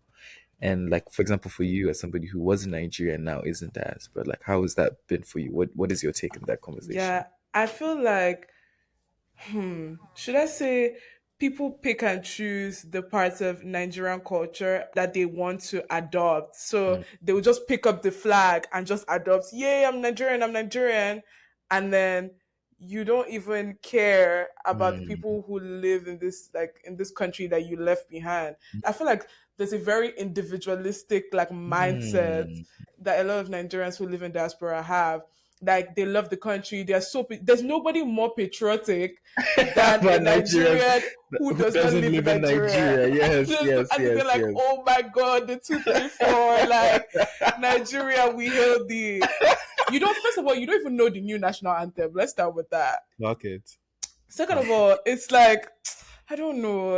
It just rubs me the wrong way. It just rubs me the Mm, wrong way. Like people don't have food to eat. Like we're not even talking about what progress have we made as a country. Like what's the leadership of Nigeria doing? What mm, conditions are people living in? Nothing like that. It's It's just just jollof rice and Ojo Eleba. yeah, because things are really hard for people back home. I'm not gonna hold you. Things are really Yeah. hard. Like, OMG. It's not easy. mm-mm. Okay, I'm going to pose a similar question to you, Bethany. I don't know if you've interacted with, because for you it's a bit different because you lived here for a few years and lived in Uganda for a few years. But I'm wondering, how's your interactions been with like Ugandan Americans, if there Mm. have been, or East African Americans, and how it's been interacting with them. Do you notice if there's a difference between people who've lived in East Africa and lived in the States? What is your take on Mm. that? I think there is a difference, but something I have noticed because there are a lot of like Nigerian Americans here, Mhm, and I have met some East African or Ugandan Americans. Is that mhm, I don't know if it's I don't know. I don't want to make this generalization, but I feel like the East Africans I've met here, their parents really prioritized for them to go back to East mm, Africa at least once or twice, mhm, and I Yeah, haven't seen that a lot with like Nigerian Americans. mhm, I don't know. I don't want to make that generalization, but that's mhm. just what I have noticed like so far. So they have like some kind of connection, or they have an idea of like what Yes. it is. yeah. I was at my first week at OU. I met a Nigerian man, and I asked him if he'd ever go to Nigeria, and he said, "No, I'll get robbed." And I thought that was such an odd thing to say as someone who one has never been to Nigeria, and two, I was just like, that's such a dumb generalization of like if you go to an Yeah. African country, you're going You to get get robbed on your robbed. first time. Like Do you you're know if you not go going to anywhere you just can get robbed? If you go to London, you get robbed. No, If you go to thank Detroit, you get you. no. robbed. If you go to It's anywhere, they'll normal. think you're the robber. Check that. Like, come on. I just thought it was such an odd thing to say. Like something that I got kind of, I don't want to say popular, but like something that I meet someone, they're like, "You're the girl who said this." Is Mhm, like someone said in class, they were like, "Yeah, there's starving children in Uganda or in Africa," mhm. and I mumbled, but I guess it was too loud, and I was like, "There's starving children right here in America Oh, too," okay. and like I hate the generalization people make, or the this is generalization. What's the other word for it? Um, Stereotype yeah. of like starving, poor, Yeah. uneducated. Like it just rubs me the wrong way, No, and literally. it really annoys me. And something people always ask me is, oh my God, like, how did you get here? How did you find Like, out But about you the escape? think I'd University of let Michigan? you Like, out? how did you Oh. escape? Like, you made it Like- out. And I'm like, we have the internet, we have schools. We applied just like you did. Yeah, Exactly. English It is was my the first same language. approach. I know it's hard Yes. to believe, but English is my first Oh language. my gosh, I got so that a lot. Like, oh, you speak English so English well. is so good. Yes. Well, I would actually hope learned it in to. school. I would hope to. Yes. Mm-mm. Oh my Mm-mm. gosh. I actually don't like that comment at all. You speak English so well. Yeah. I don't know. It doesn't feel like a comment. Yeah. Something I get a lot is because I feel like because of places I've lived, either I code switch too much or my accent sounds like I'm from different places. So I don't really Yes. sound. I would say I don't sound as Ugandan as I could. Yes. People were like, "Where are you from?" And I'm like, "Oh, Uganda." I didn't hear any accent. Or they'll be like, "I didn't hear no accent. Like, you don't have an accent." And I'm just like, okay. And they're like, "Wow, your English is great. You couldn't have grown up there." And I'm just like, okay, yeah, I didn't grow up there. But like, the assumption got that me if I there. grew up there, I wouldn't speak English is Yeah. kind Exactly. of weird. But yeah. That It's is so weird. Yeah. And that thing about the accent is so raw. Because I feel like with people I just meet, I don't sound as Nigerian as I sound with somebody I know. Sure. Like, Sure. And I definitely like we've talked about this before, but I think code switching is natural and is human. Like you naturally, even if it's not code switching between different accents, even if you hang out with somebody for long enough, you all start to pick up on the things they say. Like hanging out with Kome for a long time, I start to pick up on things she says. Yeah. And that's natural. So I also, and I relate with what you said, Bethany, about because you lived in different places, your accent is hard to trace. Yeah. I've gotten that a lot. People think I'm British all the time. oh my God, yes, I got that. Shout out colonization. But yeah, I got that. Great Britain. Oh my god. We are never shouting out colonization, Oh. please. But that is where the accent came from for sure. Yeah. It's so weird people don't know that here. So I'm just like, what are you learning in In like school and in things. history? Yeah. I had to learn American history because our homeschooling curriculum was American history, but we also learned a little bit of world history. Yes. So I'm like, I do know about colonization. But Yes. y'all don't know that You guys don't know? Yes. Exactly. y'all kind of colonized too. Yes. See, people who don't even know about slavery, what makes you think they will know about colonization? Baby, anybody got time for Right, that?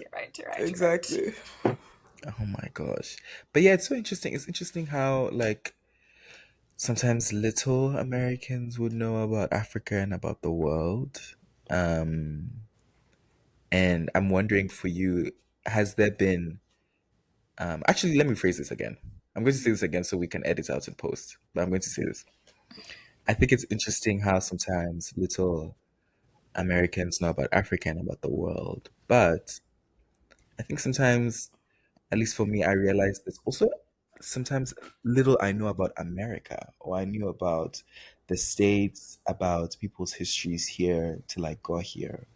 Like, for example, when I speak with my African American friends, my Native American friends, they're telling me about like their histories, and I'm like, whoa, I had no idea this is the struggles that you had I to didn't know go that was through. happening. Yeah, This I one had speaks no for idea that. as well. I'm wondering for you, Bethany, did you have any preconceived notions about America that has changed, or any moments of realization that, like, oh wow, I didn't know this about America before coming here? For sure. Like, obviously, my parents gave us like the race talk when we were like living here and stuff like that. Yes. But coming back to the US as like a student and like in school with other people, it was Yes. very like, whoa, there's a lot that's happening here. There's a lot of culture that I don't understand, that I can never relate to just because I lived here. Like I actually have not lived that culture at Yes. Yeah. There's a lot of culture that's also being erased and taken away, and history that's being erased. That's kind of insane.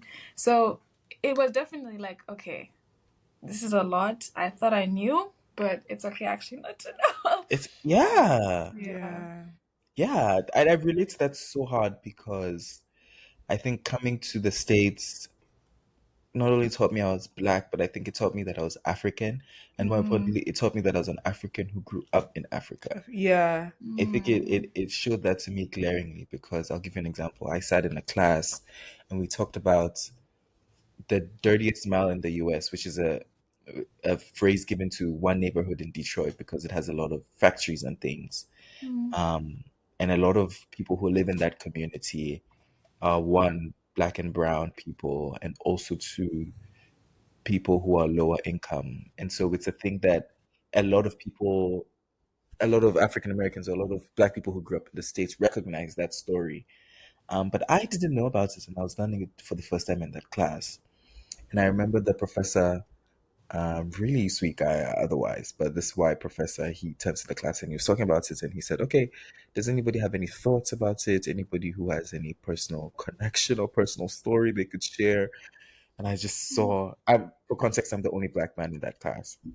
I saw the whole class sort of turn to me Oh. as if I was, had a thing to comment, as if I was the Yeah. expert thought leader, thought daughter, not thought daughter, in this conversation. And I was like, I'm actually just learning for the first time as you guys. I have no other contributions to say.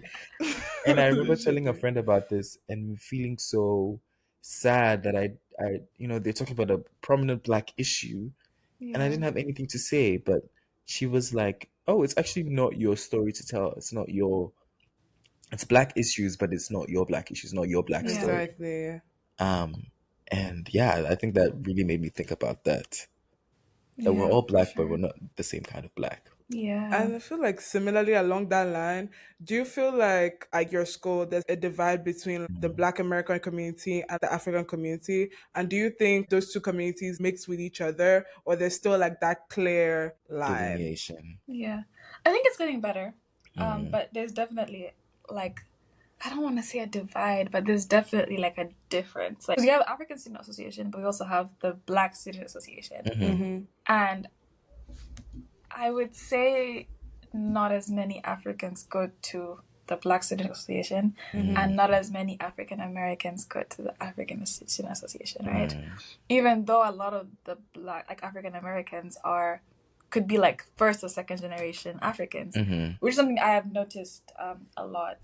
And I've personally, like, it's hard to understand, but I also see like it's from a lens of someone who didn't fully grow up in either place. So sometimes I feel stuck. So when I came here, I was like, oh, let me go to the BSA, but there were no Africans there, or I didn't have people that I could really talk to. AFSA felt the same way. So it was kind of like what am I doing? A tussle, yeah. Yeah. So yeah, it's very interesting. Sometimes I wonder why it happens, or like what the differences are, or what causes that divide to be so clear, or like for you to feel it at least. I'm not sure. I'm really not sure, but it is there for sure. Yeah. I think for us, one thing that's come up in conversation a lot is, and I'm wondering if you feel the same way, Kome, is that even a lot of the black spaces are slowly being run by Africans. And I'm going to explain this further. The Black Student Union, for example, the president, or the I forgot what her role is. The speaker is a first generation American, but her parents are Senegalese.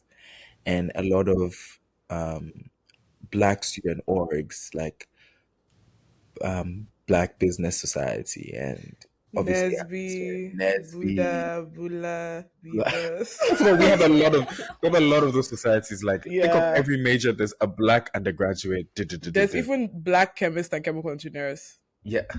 I wonder who runs that. Me.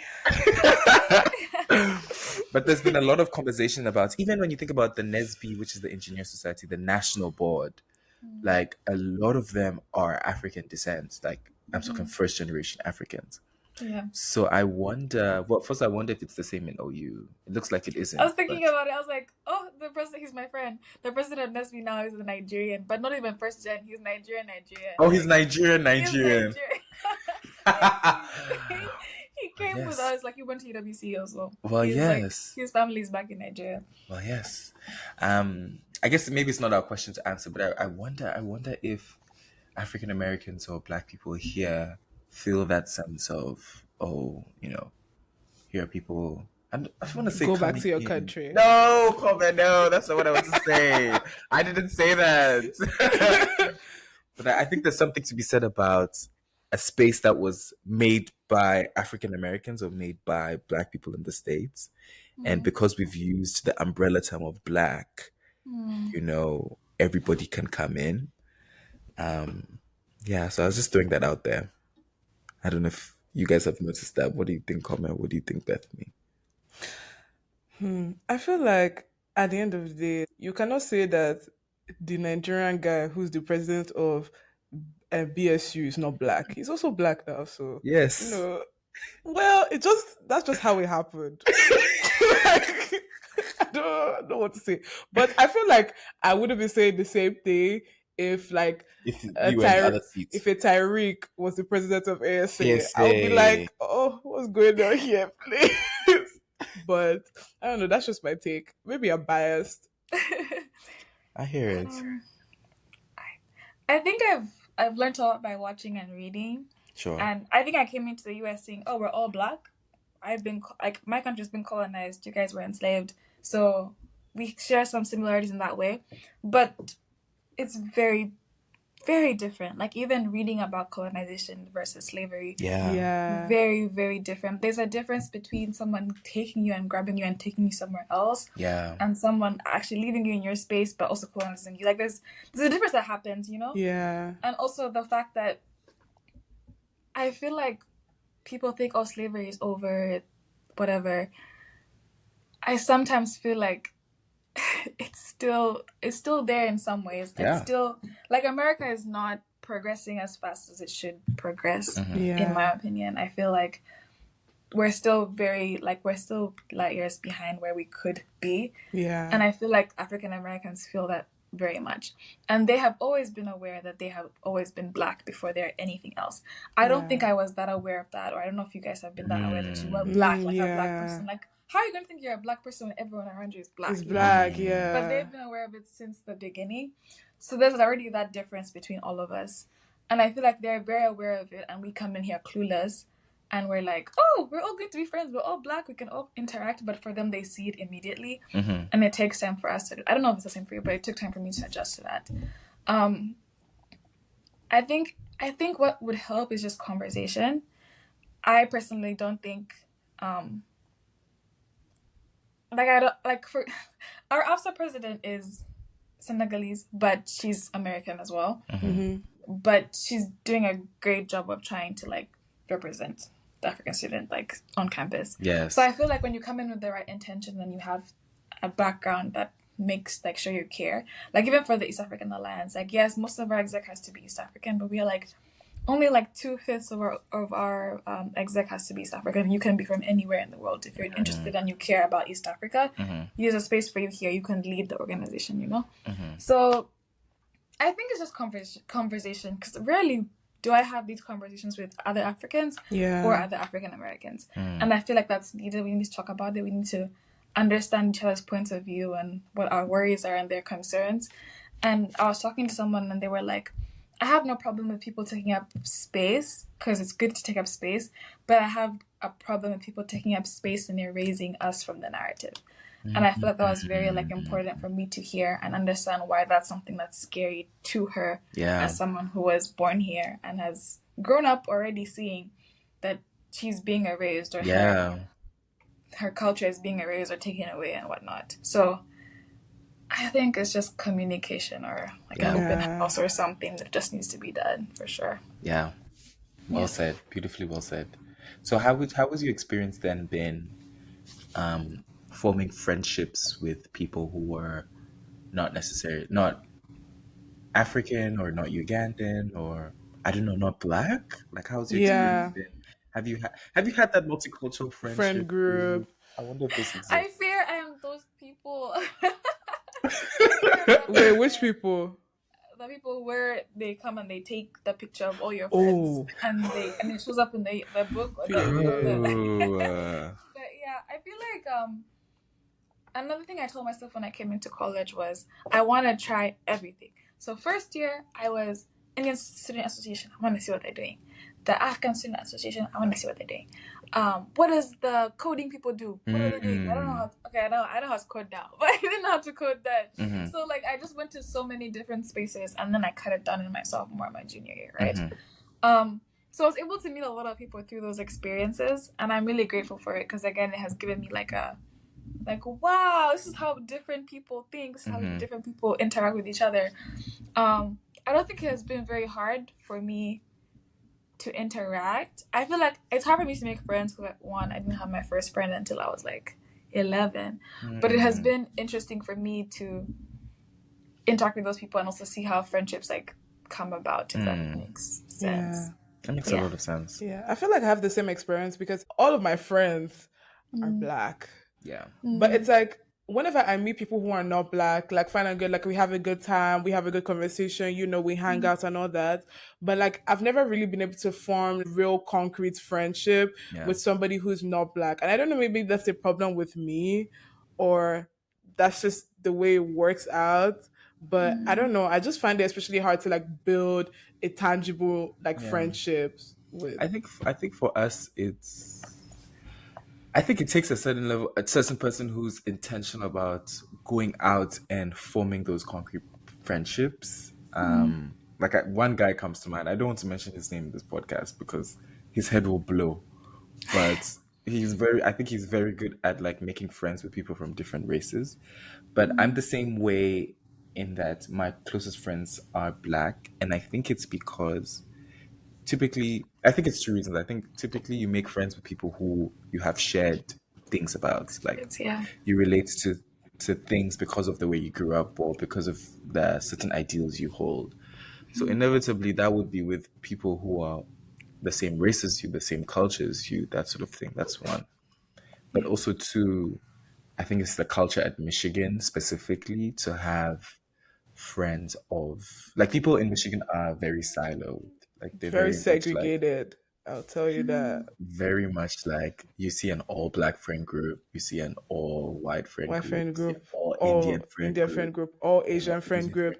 Like, and it's so interesting how like different cultural groups they have completely different University of Michigan like experiences or like lives. It's like somebody who's in it, they have their own programming, their own like schedule of events, like everything. Someone who's Black has their own. So it's like so different, and there's rarely ever an opportunity for all of them to be at the same thing, unless it's a scholarship dinner. I've said this before. But I've never seen so many different people together, like unless it's like an official like setting. Yeah. I think maybe that's the nature of the world. But I don't know, is it different in OU? Like, do you find that races interact and things? I think they try, but it's kind of similar. But I feel like really, really try. I don't know. I'm also in spaces where there are a lot of white people. Like I'm in a leadership organization from my college, and there are definitely like a bunch of white people in that organization. But I feel like we all connect very well because we have the same morals and values, which is something that I never thought would be something I look in a friendship, because I just assumed that you'd have the same morals and values if we're grown up the same. Yeah. We have the same experiences, but some of the experiences that I've met with people here aren't the same as mine, but we think similarly. Yeah. And I'm like, I'm able to connect with you on that. That's beautiful. Yeah. Or like my book club, I'm the only Black person there, but most of the books we read, we can talk about them, and I've had some of my closest friends in college from that book club. That's beautiful. Or from study abroad. So I think it's also different for me again because I grew up in different places, so I don't feel like very connected to the different places I have grown up in. So I'm able to kind of open myself to connect with people on things that aren't just culture. Yeah. But I definitely agree that culture and like skin color and so many other things, how you grew up, are things influence the people you hang around for sure. Definitely. I was gonna say, oh, do you have a question? Yeah, I wanted to ask, like, what are some culture shocks you've experienced as an African among like African Americans and also among non-black people? Good question. Culture shocks. I don't know. They don't say Miss Teacher here. That shocked me when I first came here. So I would call my professors, Doctor this, Miss this. No, call me Kate. Nobody's calling you Kate. Thank you very much. Like, I felt like that was something that was very shocking to me because even in like my household, we're like, yes, ma'am, yes, sir. Like to Yeah. my parents, even. So that to me was a shock. I couldn't fathom calling an adult by their first name. names. Exactly. I think the food was a culture shock for me. I think the way they interact with their families also was. I'm very close with my family, so the way they interacted was very shocking to me. How was it different? The way they talk to their moms and dads, sometimes I'm just like, that Mom, would leave never. me alone. I I wanna wanna be be famous. famous. So wait, you've actually seen that? You've been like, Mom, leave me alone. Oh, you have? Wow. Yeah, or even on the phone, or like, I don't know. Or Yeah. just be like, you're weird. Like, like that's just not something I. But That was to your like- mom, yeah. Yeah. So stuff like that, really. I'm trying to think of other culture shocks. Like, what culture shocks have you guys seen? How much time do you get? I've had culture shocks with even just the way people call certain words. Like back in South Africa, we would call like traffic lights, robots, and we would call like crosswalks, zebra crossings. And I think Americans are so. I think it's both a blessing and the curse in that they're very set in their ways. So once they hear something from like that's different, they're like, "What?" Like, I'll be like, "Oh, you want to take the? Can we cross here at the zebra crossing? What? Zebra crossing?" Actually, I was told that was very African for calling a zebra crossing. That's what it's called, no? That's what it's called. Thank you. That's what it's called. That's what I thought too, but apparently it's very African. That's so interesting. I know. But yeah, Kobe, did you have any culture shocks? A lot actually. Mine was boot and trunk, water yes. and water. Oh yes, Water. What water. else? There's just a lot of things that I say and they're like, what? And then they now pronounce it the right way and I'm like, yeah, that's what I was talking about. Or like spellings and stuff like that. Oh Like yeah, Yeah. color. yes, that was a Z, big one for me too. replacing S and Z, like that was weird to me. Yeah. I think I said Z once and they were like, what's Z? Come on. Oh my gosh! And I was like, I'm never saying this again. Yes, yes, It yes, has to be yes. weaponized incompetence at a I know you point. said I feel that. like they're just pretending not to understand. Said, wait, I was gonna say something. I forgot. Okay, I'll ask a question while you're Okay. thinking. So, would you say that as an African, would you say that Africans are uppity? Do you feel like you have like a certain, should I say ego, or like a certain, what do I call it? As an African, do you think you have some kind of pride or Uppity something? Africans. I don't know, guys. That term was made as derogatory to that person. I guess she took it Yeah. and she was like, yeah, I guess I'm an uppity African. But I don't think being prideful of your country or where you're from is uppity or like a Yeah. bad thing. I think it's amazing. Okay, but I'm writing a Substack on this, on how technically African countries aren't real. But I think there's it's okay to have some pride in where you're from and what you've experienced and your culture, for sure. Yeah. I don't think I'm uppity. Period. Kobe, do you think you're uppity? I have pride, though. Yeah, because there's some things that people do or people like say, and I'm like, oh, that's not. Yeah. But I wouldn't say, I Like, wouldn't for use the example, term uppity. Kome would never remove her shirt for anybody. No. And she will So side no eye you if you acting remove you your are? shirt for I anybody. would, and I have a problem of side eye people. I don't know. She Like, does. Oh God, I get it regularly. Stop. My judge just said something. Oh, comment like, you're doing it right now. No, that's just how I look at people. I can't help it. Oh God, I pity Africans. It's crazy. It's so crazy. Hey, Kyla has suffered.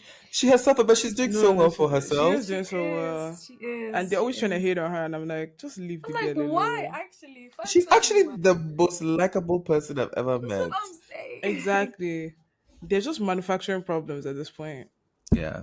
Nobody can be too nice. Mr. Media, why? Okay, Bethany, I have a question for you. Yeah. What is a Rolex and where can I get one? Stop! So, it's not the watch, I'm sure you know. Yes. But it's like a Ugandan street food, and it is, you guys know what chapati is? Yes. Yeah. So chapati is like, it's like, it's not naan, but let me say it's like naan but flatter. And it's like a flatbread, yeah. Fluffier, yeah. And then you get an egg. It sounds so simple, but it's the best thing in the world. And then you get an egg, and maybe egg? Else wanna add. Yes, egg, like a fried egg. Jesus. Sorry, the Ghanaian in me jumped out. Go ahead. You get a fried egg and you roll it up.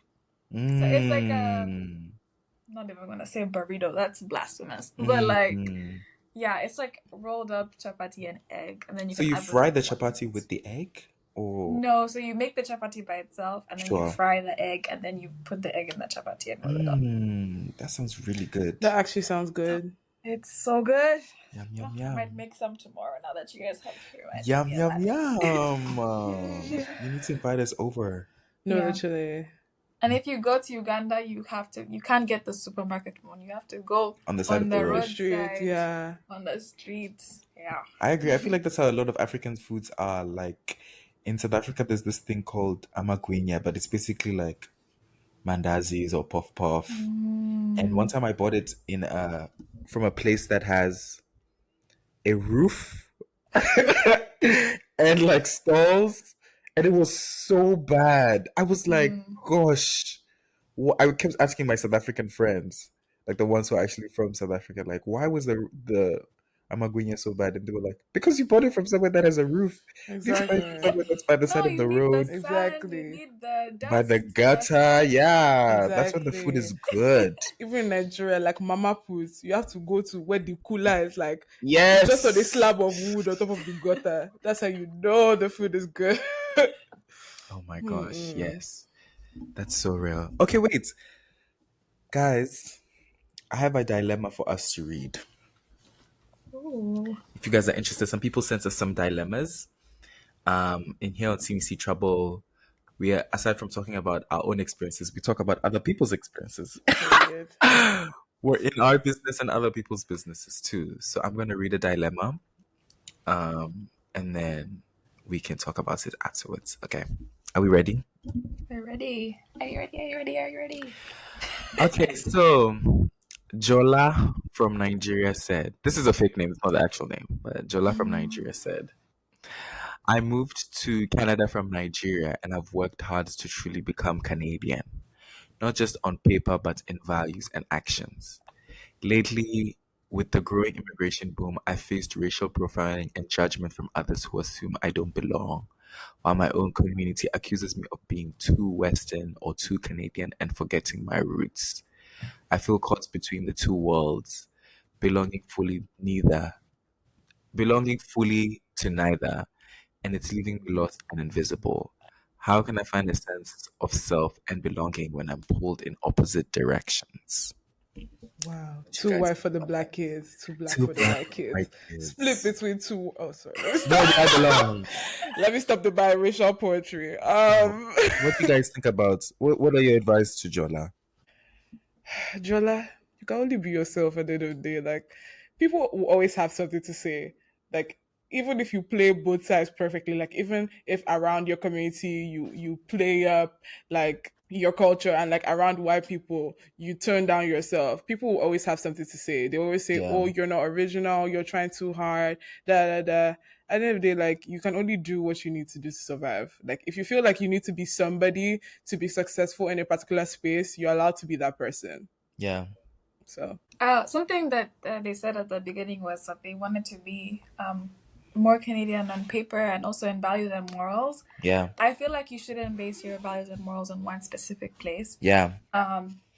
Your values and morals come from what you gain, what you see as important. So if you see that your values and morals, I guess, in Canada are, or the spaces you're in, they're very important to you, let that be important to you, and don't let anyone like tell you, oh, you're so not American, Canadian, or this and that, this and that.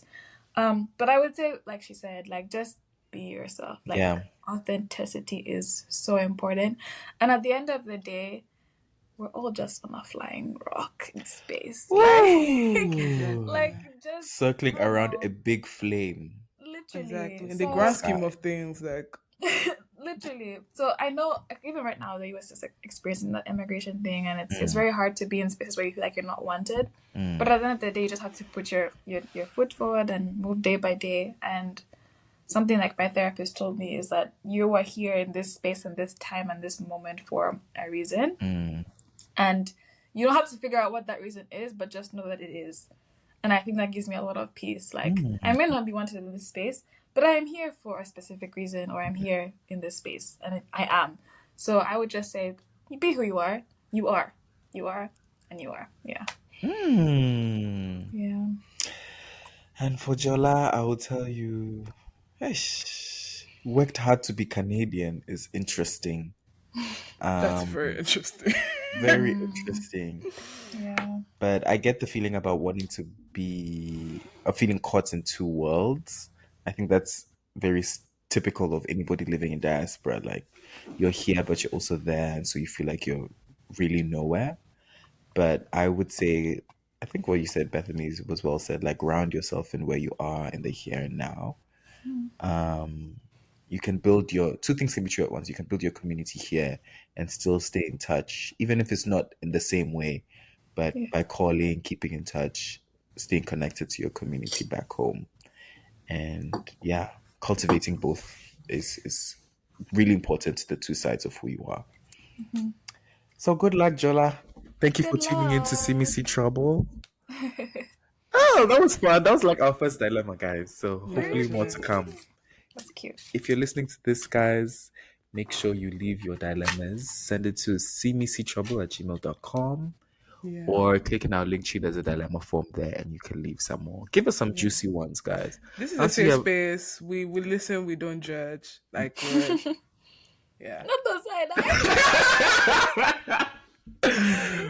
We listen. We do some judging, but it's okay. We judge together. Do we have any last questions for Bethany Come? I do have a question. What would you say? I know you're sick of this question by now, but what are your plans post grad? Like, where do you see yourself? Oh, I'm sorry. My opponents have deceived you. Okay, you can even tell us, like, you don't even have to tell us, like, full career. You can even be like, oh, I want to, travel to this place, or like something on a bucket list. If you don't feel comfortable with actually telling us plans.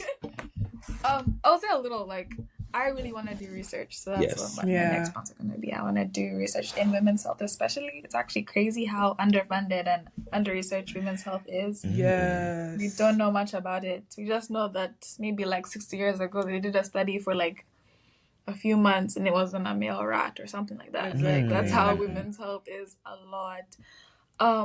But that's what I want to do. I'm very passionate about women and their health care. Especially back home. A lot of people give me a little bit of pushback on this. They're like, why do you want to go back home? But I just feel like, I don't know. I find a lot of peace and purpose. So I feel like if I was to be born in somewhere else, or let me say it like this. I was born in Uganda. So that must mean that I must give back to my country in some sort of way. Yes, I'm here in the US getting my education, but I'm here because I want to go back and somehow give back to my community back there. So that is the plan long term. In terms of traveling, I actually love traveling. Thank you for asking. Like, I have a whole bucket list. Yes. I just need to be somewhere. I need to go to the Maldives before they drown, before it goes under. I need to go to the Bahamas. I need to go to Jamaica. I need to go to South Africa. Yes. Yes. Like, my places. Yeah. So, yeah. That's beautiful. If you go, let me know. You might see me in that plane there. You might, especially the Bahamas. I love that place. So Oh, I've never nice. been, but I I have to really go. want to go No, to you have Italy to go. too. It's so they have the best beaches. Oh, I'm so excited. I'm excited as if I'm going, but I have to go. You're going one day, one day. Definitely. I just hope Mr. President will. General. Will allow us. Mr. President will not give us too much trouble as flying as international students. Yeah, because Yeah. I'm that's not how even you go. going They home, will hold you at the guys. border. They just hold you Yeah. there. But Oh, you said bruh. you're not going home, Bethany? Because they changed my visa from 1 year to 3 months. So my visa is like expiring. And it's single entry now. It's not multiple entry. Oh God. Yeah. Whoa. So, mm. Wait, let's get into that. They changed your visa. How? How did they get your visa? I Like mean, like in general, for in all of them. general. Oh, Yeah. wow. So I currently have my old visa, so it's still multiple entry. But the thing is, if I go back to Uganda, I have to renew it. And when I renew it, it's going to be a single entry, 3 months. So I have 3 months into the US, and it's one time. So once I leave, that visa is over. And you have Over. to start the process again. And remember, when you start the process again, you have to pay money. Yeah. And you're not even Yeah. guaranteed for them to To give it to you. renew. So my mom was like, Bethany, you don't risk it. You just have, 6-7 months left. Yeah. Just finish your degree and then we'll figure it out after. Yeah. But Yeah. I'm grateful. There are people who have 2 weeks single entry, 3 weeks single entry. Yeah, What? your Congolese friends. They've been suffering for some time. 2 week single entry is crazy. It's so crazy. Like, you have 2 weeks to get into the US, and you can't ever get out. Or if you get out, you have to renew that visa. It's a lot. It's like a prison I feel like sentence. people don't actually literally. understand this visa thing. Yeah. Because, like, even like study abroad, you have to think about the visa you need to get into the country you want to study And the abroad. visa Yeah. you need to And the come visa you back need to here. come back in. Yeah. Like, because when I went to France with my leadership team, like, Americans, they didn't need anything. Yeah. They just could enter and be in France. And I had to travel to Houston and find a way back to Oklahoma and what to get my visa, make sure it gets there on time, make sure that the dates are correct, Yeah. make sure that I have a plane ticket. I had to prove that I would come back, and they didn't have to do that.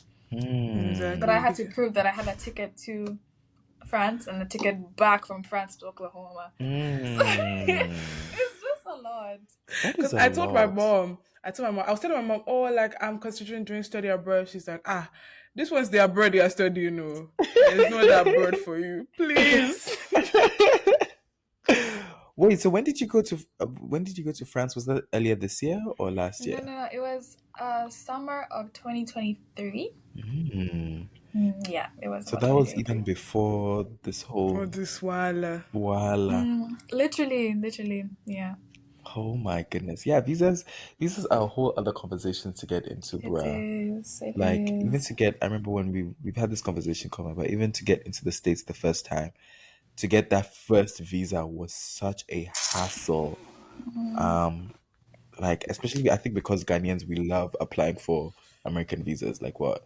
So Tell me about it. so the wait list to get to an interview for the States was so long. I remember applying in 2022, and the first date I got was for August. I was applying in May 2022, and the first date I got was for August of 2024. Oh, So a whole 2 years later, and I was just like, what? How do you guys expect me to come here in 2024 when my degrees start at 2022 September? So I remember having to go to a whole other country. I had some friends who had to go to Guinea to get their visa. I had this one girl who went to Guinea to get their visa. She still got rejected. It's just been mad. it's a lot. Mad. But we pushed through. Oh, Still, I rise. still. Still. I rise. Yes, Still I yes, rise. meow. But okay, so Bethany, as we wrap up, I wanted to know if you could redo this journey again to the States again. Like, is there anything you would tell your younger self? Anything you tell like incoming international students to know as they start their journey abroad? Yeah. I would say definitely stay true to yourself. Yeah. And there's a lot of people who are going to try to change who you are, or things that will try to change who you are here. Just stay true to yourself. I think happiness is a choice. Really choose and create happiness for yourself. I feel like there were times when I was just so worried about, oh, I'm an international student here. I can't get this. I can't get this scholarship. I can't do this. I can't get this job. I have to work on campus only. Internships. It only says American citizen's job. American citizen only. What am I going to do?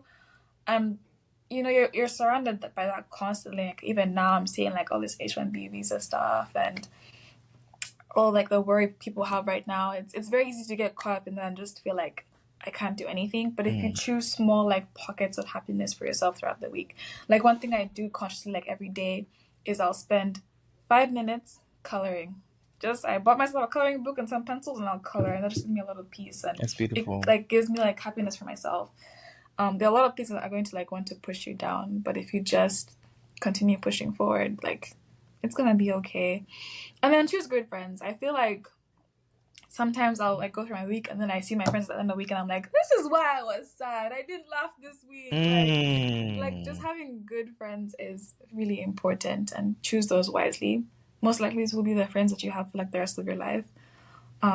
Just choose like good spaces for sure. And it will work out. Like it will work out how it's supposed to work out for sure. And just work hard. Yeah. That's beautiful. That's so Beautifully said. beautiful. Yeah. I think that's a great way to end our podcast. Wow. Everybody clap for ourselves. Woo! Well, otherwise, thank you so much for joining us on this podcast. Thank you all for Bethany. inviting me. This was so fun. Thank you for coming. Like, this was so much fun. So nice meeting you. And like, Y'all. getting to know We you. just kikied for a couple hours. That was cool. Yeah. Needed. Very If you needed. can't tell by now, we love to yap. No, Yes, thank you yes. guys. We need this. Yes, Like, thank you. yes. You people. I'm someone I know people are gonna be like, Bethany, you want to do a podcast? But like, I'm someone who says like, we need to, what's it called? Put prices. We need to get Yes. for podcasts. But for y'all, I'll pass 100%. Hey! Thank you. Period. You heard it here Period. first, We folks. have a lot in our international space, and I think it's needed for sure. Beautiful. So excited. Otherwise, for our beautiful listeners, thank you so much for listening to this podcast. My name has been Cookie Crumbles 123. My name has been Baby Daddy 25. And we were with who? Remind us. Sugar Muffin Babe. Yes, Hey. and you're listening to CBC Trouble. Woo! Make sure you guys leave a comment if you like this episode. Leave a dilemma, share, repost, wherever you're listening. Share, to this copy, episode. link. Exactly. All the good things. And we will see you on the next episode. Thank you guys. See you next time. Bye. Bye.